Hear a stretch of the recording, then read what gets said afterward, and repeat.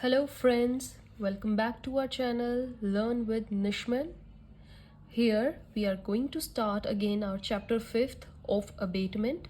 बच्चे in previous video we did section 107 which is all about an abatement.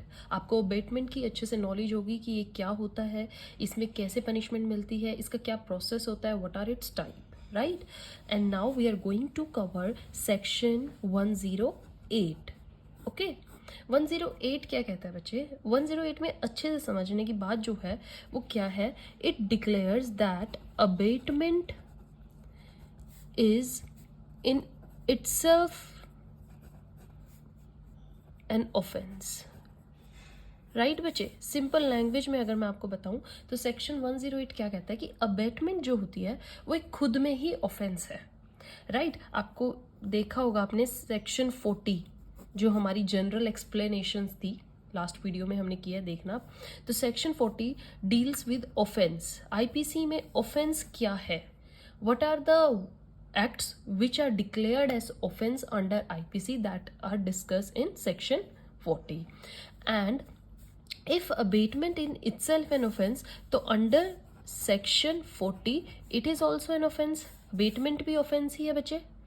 So you can say under section 40 as the definition is given related to that abatement is also an offense. Section 108 is related with section 40. आपने ऐसे relation बताना बच्चे. Okay? Abatement of commission of an offense. जब हम किसी भी offense को करने की abatement पता है ना आपको क्या करना? प्लान बनाना, किसी को चढ़ा देना या किसी को प्रोवोक करना, ये खुद में एक offense है. Alright, so for the purpose of IPC, the offense under section 108 is the offense of abatement of commission of an offense. तो कोई आपसे पूछे क्या abatement एक offense होता है?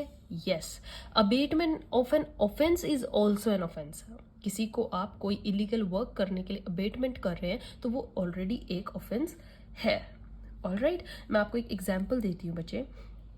क्या होता है कि where A एक A person है, he abets, right? abets B.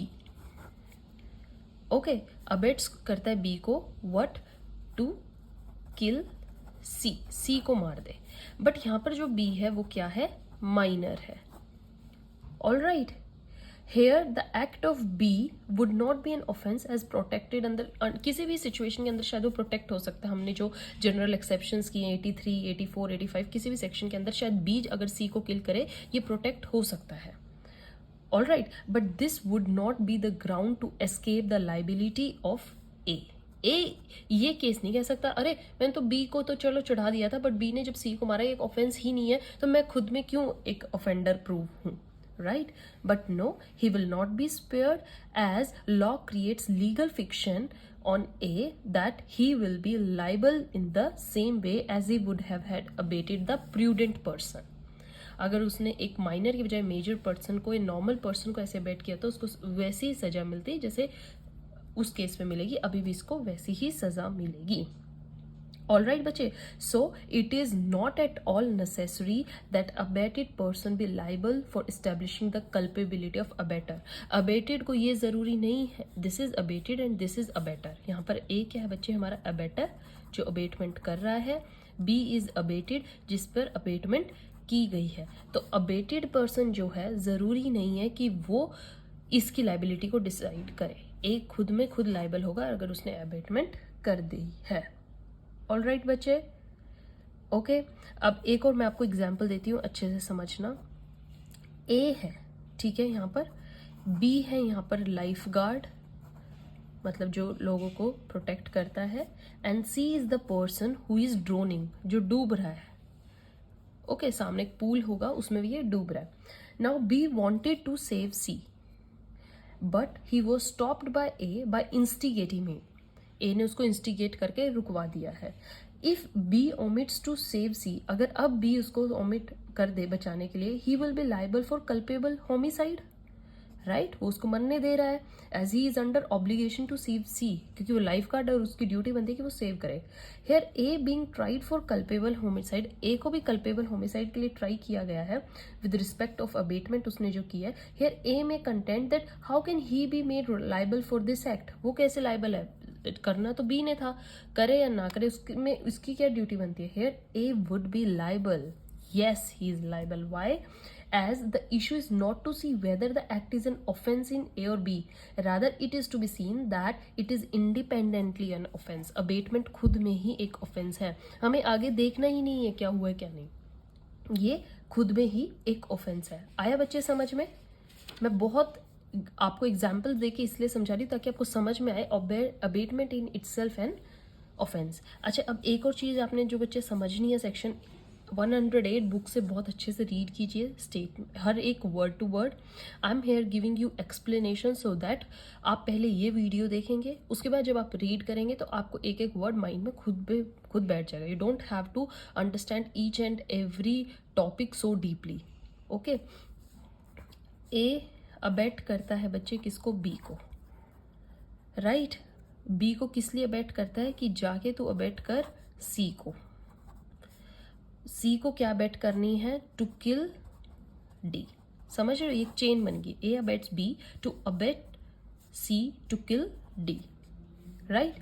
So here what you need to understand is abatement of an offense is also an offense. जब कभी भी आप कोई अबेटमेंट करते हैं, किस चीज़ के अबेटमेंट, कि दूसरे को अबेटमेंट करने के लिए कि वो जाके किसी और को अबेट करे to kill D. So here that first person is liable as abatement of an offense is itself an offense. Similarly बच्चे कितनी लंबी चेन हो उसमें पर पर्सन आप ऑफेंडर प्रूव होते जाओगे. ओके, अंडरस्टूड बहुत अच्छे से. नाउ अब क्या होता है बच्चे, जब आप the abettor would be liable in same way as he had abetted the capable person. ये माइनर का केस आपको समझ में आ गया, यहाँ पर समझ में आ गया. आपको सेम पनिशमेंट मिलेगी, वो दोनों की लाइबिलिटी डिपेंड करे ना करे बट आपको ऐसे ही मिलेगी. चेन जब बन जाती है तभी भी ऐसे ही रहता है. Okay, now come to the another point. ये क्या है बच्चे, जब हमने कॉन्स्पिरेसी करी थी ना अभी अबेटमेंट में, इसका सेकेंड पार्ट था कॉन्स्पिरेसी. अब कॉन्स्पिरेसी में बच्चे एक चीज़ ध्यान रखिएगा. For example there is an agreement between A and B, कोई कि हम ऐसे ऐसे करने वाले हैं, ठीक है, ये अबेटमेंट करते हैं. नाउ बी मेड दैट जो अपना ग्रुप है ये आगे बढ़ाता है सी के साथ. सी फिर उसको फर्दर डिस्कस करता है डी के साथ ताकि वो भी इन्वॉल्व कर लें. डी इन्वॉल्व कर देता है ई को और ई इन्वॉल्व कर देता है एफ को, right? So what this explanation says, it is not necessary that there should be direct agreement with each and every member of the conspiracy. अब देखिए यहाँ पे A का D से कोई डायरेक्ट कॉन्टेक्ट नहीं हुआ है, राइट. एंड यहाँ पे D का भी कोई डायरेक्ट एग्रीमेंट या कुछ भी आप लगा लो कॉन्टैक्ट F से नहीं हुआ है. सो इट्स नॉट नेसेसरी कि इस केस में A बचेगा, भाई मैं तो D को जानता ही नहीं था. No, you have made this plan, right? You have made a group and you will be liable whether you know the other members in the group or not. It will be a conspiracy. Alright, so conspiracy, even though each don't know about each other, every other member of the conspiracy still the abater would be liable for the abatement of conspiracy. आप abater रहे हो तो आप liable होगे ही होगे. अच्छे से समझ में आया बच्चे section 108? Abetment itself is an offence, और उसके आगे मैंने आपको कई एग्जाम्पल्स लेके दिखाए हैं ताकि आपको अच्छे से क्लियर हो जाए सेक्शन 108. ऑल राइट, नाउ बच्चे coming to your section 108A, right. ये एक न्यू सेक्शन था जो बाद में फॉर्म हुआ है 108A. तो इस सेक्शन को डिस्कस करने से पहले बच्चे I will tell you about a famous case. ठीक है, एक हमारा केस था बहुत famous, that was queen emperor. अच्छे से केस लिखने हैं बच्चे, ये आपको पता होना चाहिए एग्जाम में. क्वीन एम्परर, और इस पे शॉर्ट नोट पक्का आता है 108A पे, वर्सेस गणपत राव रामचंद्र, राइट. तो हमारा ये केस था queen emperor versus Ganpat Rao Ramchandra. इसमें क्या था बच्चे, इस केस में ये बोला गया था if any Indian abetted an offence in India, अगर कोई इंडियन इंडिया में ही किसी ऑफेंस को अबेट करता है, मतलब उकसाता है, which was committed in foreign country, जो कि एक्ट जो होना है वो किसी फॉरेन कंट्री में होना है, राइट तो abettor would not be held guilty, abettor को लाइबल नहीं माना जाएगा, he will not be an offender. Okay, free हो जाएगा ये बंदा, ये इसने कोई गलती नहीं की है। ये केस था पहले। ओके, चाहे अब वो लाइक इंडिया में एक पर्सन बैठा है, यहाँ पे किसी को उकसा दे, यार तू जाके उसको मार के आ, ये करके वो कराए, लेकिन उसको इस चीज़ की कोई लाइबिलिटी नहीं बियर करनी पड़ेगी, as he will say I am in India and I abetted the act in the India only, और इन अ पर्टिकुलर कंट्री, आप जिस कंट्री में बिलोंग करते हैं अगर उसी में ही वो करोगे तो वो नहीं लाइबल होगा। ओके, बट क्या हो गया बच्चे, इस केस को ओवर रूल कर दिया गया था। ओके, इस केस को उल्टा कर दिया था, या इस केस को बिल्कुल ओवररूल माना ही नहीं गया था। After what, after section 3 IPC amendment act 1898 में अमेंडमेंट आई थी बच्चे, उसमें इस केस को ओवररूल किया गया, and after that it is the beginning of this section. ये सेक्शन तब आया, it took birth 108A। All right, इसमें इसको ओवररूल करके क्या बोला गया था, दैट आगे से कोई भी एक्ट जो कि अबेट होगा किसी भी कंट्री में, मतलब सॉरी इंडिया में, if it is located in India, और वहां पर एक्ट कमिट हो वो किसी फॉरेन कंट्री में हो, still that person will be liable for abetment in India, उसको इंडिया में अबेटमेंट के लिए माना ही जाएगा। ठीक है, वो फ्री नहीं होगा and he will be liable. Okay, मैं आपको एग्जाम्पल देती हूँ, कुछ आप एग्जाम्पल समझिएगा।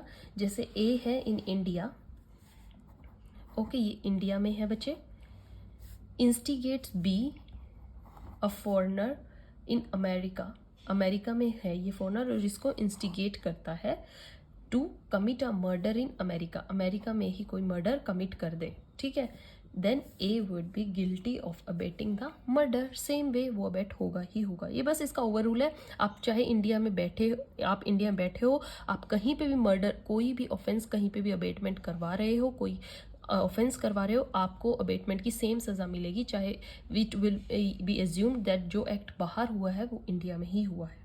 ओके, जैसे A lives in India, A India में रह रहा है, उसने बाहर, उसका कोई फ्रेंड है ऑस्ट्रेलिया में, उसको कॉल करके कहा है यार तेरे पड़ोस में ही एक ये नाम का व्यक्ति रहता है and go just kill him.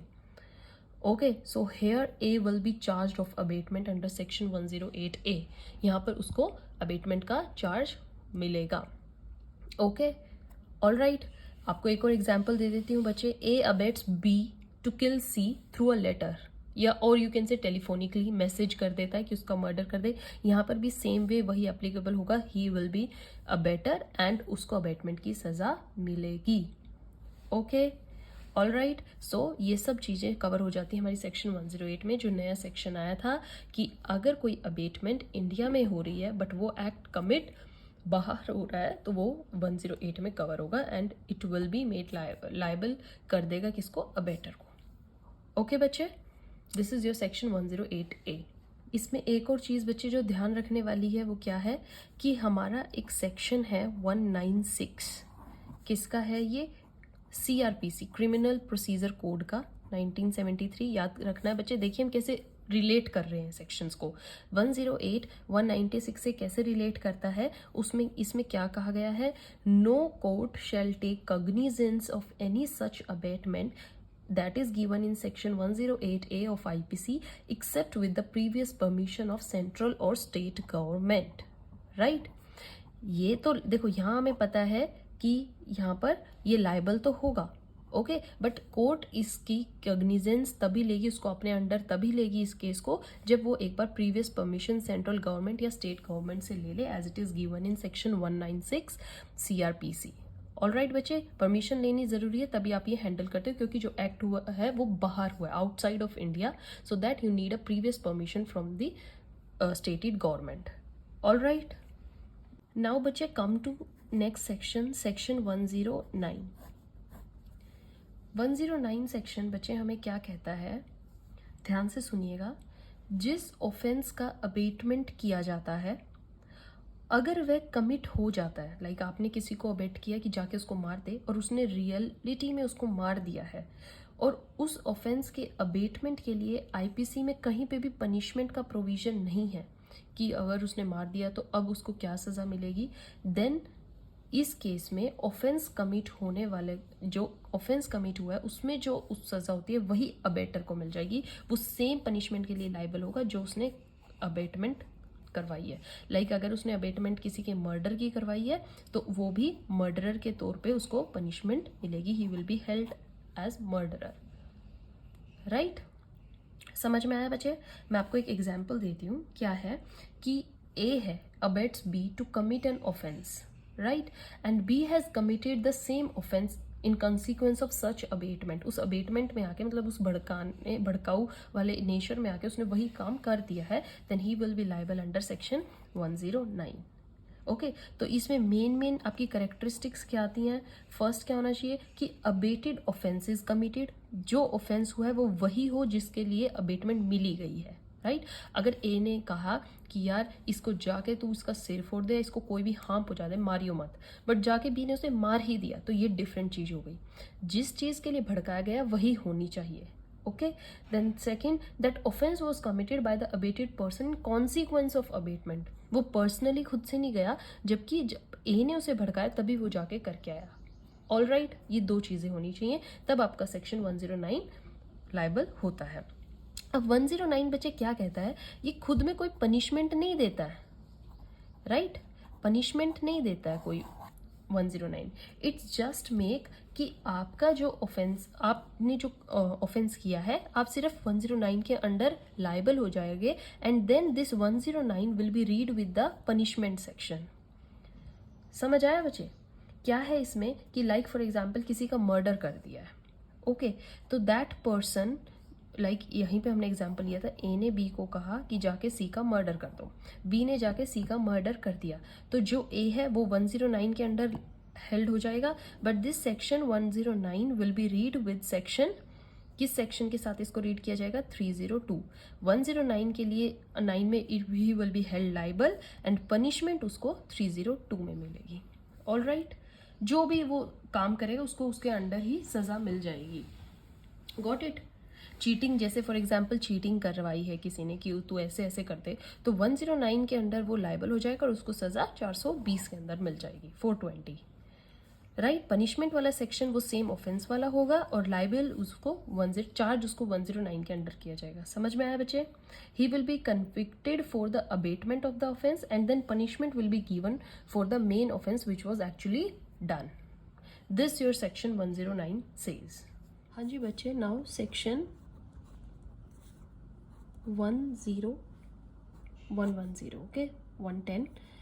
ये सेक्शन हमें किस चीज़ के बारे में बताता है बच्चे? ये थोड़ा सेक्शन 109 के साथ ही रीड करना है, but it just supplements that कि अगर abettor A instigates B, here A instigates B to किल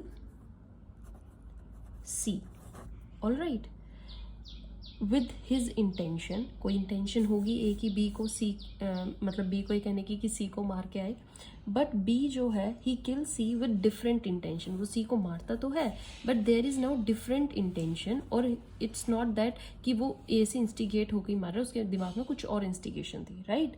तो इससे ए की लाइबिलिटी पर कोई इफेक्ट नहीं पड़ेगा। यहाँ पर अब ये ए रीजन नहीं दे सकता, नहीं बी ने जब मारा सी को तो वो ये सोच रहा था, नो नॉट एट ऑल, आपने इंस्टिगेट कर दिया उसको and he went to kill C, यही इनफ है। यहाँ पर ए की लाइबिलिटी पर कोई फर्क नहीं पड़ेगा and he will be liable the same way of the offence committed, जैसा कि उसको ऑलरेडी नॉलेज थी। ऑल राइट, सो 110 सेज कि बी की अगर इंटेंशन चेंज हो जाती है मारते हुए, it doesn't affect the liability of the previous और द अबेटर। ओके हाँ जी बच्चे, now your section 111 says what, that it is based on the maxim. बच्चे क्या मैक्सिम है कि हर एक पर्सन को ये प्रिज्यूम किया जाता है कि वह जो भी एक्ट कर रहा है वह उसका नेचुरल या प्रोबेबल कॉन्सिक्वेंस भी जानता है। ठीक है, एक एक्ट करते हुए अगर उससे रिलेटेड कोई दूसरा एक्ट हो जाता है तो जो अबेटर होगा उसको उसकी भी सज़ा मिलेगी। All right, I will tell you the example, like A abets B to kill C, right? Same way here, okay, to kill C. But यहाँ पर क्या है, C is the person who is standing in the public and A can clearly see that he is standing in the public, and during that he says B to just kill him. Now A says B to throw a big stone on C, कहता भी है कि तू इस पे बड़ा सा पत्थर फेंक, और वो एक पब्लिक के बीच में खड़ा है.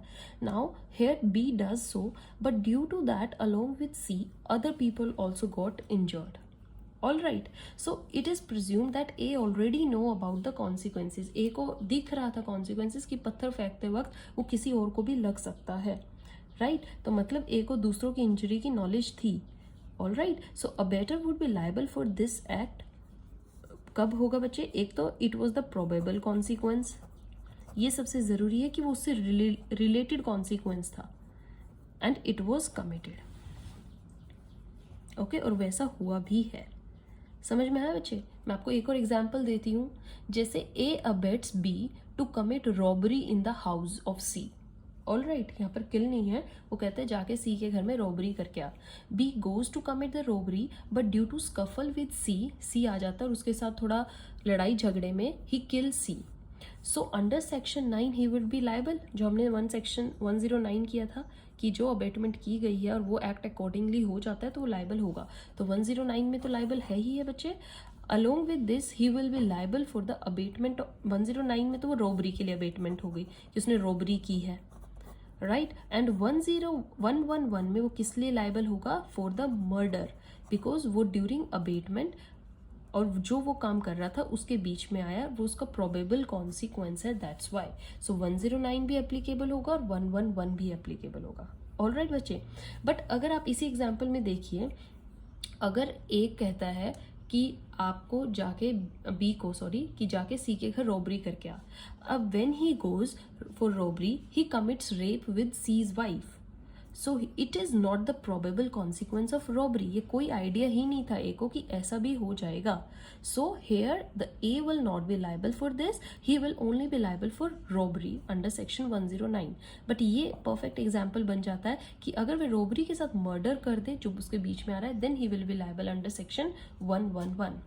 ऑल राइट बच्चे, समझ में आया?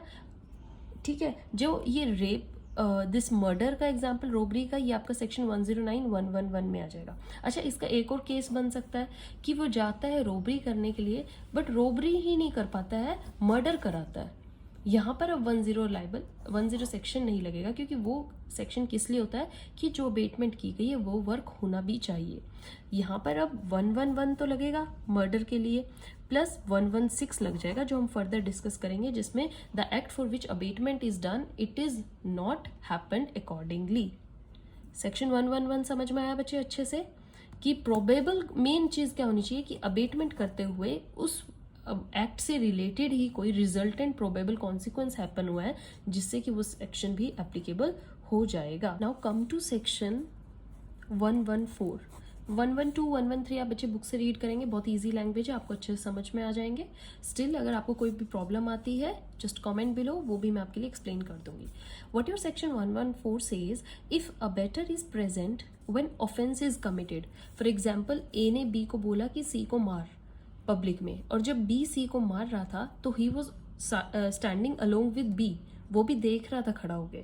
सो यहाँ पर क्या माना जाएगा? If abettor is present when the offence is committed, it will be presumed कि ऑफेंस उसी ने ही किया है और उसे उसी तरह पनिश किया जाएगा मानो उसी ने ही वह क्राइम किया हो. In simple language, very easy. If the abettor is standing with the abetted person right at the moment when the offense was happening, he will be liable in the same way as the abated person is going to liable. ये माना जाएगा उसने वही act, murder ही उसने खुद किया है. ये चोरी बी के साथ जाता है कि जाके तू चोरी करके मैं खड़ा हूँ, तो यहाँ पे माना जाएगा a is liable himself for the theft, for the robbery, for the murder, for the rape, anything that happens accordingly the act which he is abetted. All right बच्चे, सेक्शन 114 आपको अच्छे से समझ में आया. हम अबेटमेंट के जो फर्दर सेक्शंस हैं, कमिंग सेक्शंस, वो नेक्स्ट वीडियो में कर लेंगे. अभी आप सेक्शन 114 तक अच्छे से रीड कीजिए, अच्छे से समझिए what is abetment, what are the provisions related to it, what are the sections that are related to with, right. Examples कीजिए एंड केस स्टडीज़ बहुत इंपॉर्टेंट है बच्चे, केस स्टडीज़ को नहीं भूलना है, ये अच्छे से करनी है.